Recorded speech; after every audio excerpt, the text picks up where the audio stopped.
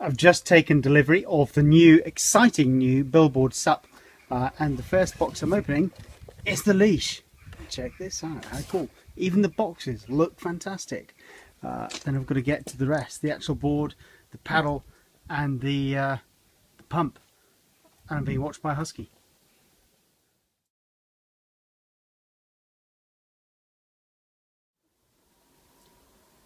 The multi-piece carbon paddle that comes with the BillBoard SUP looks like a guitar. Look at this. This is my new BillBoard SUP in a huge bag. It's easy to pack, and it's got rucksack straps so I can carry it. Oh, I just can't wait to get on the water. This is going to be absolutely awesome. I'm still unpacking the new BillBoard.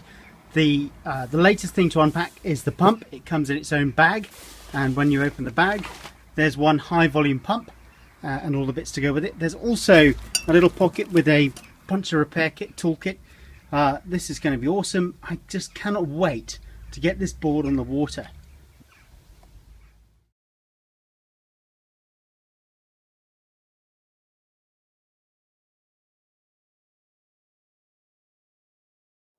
Midges everywhere. Reminds me of Greenland.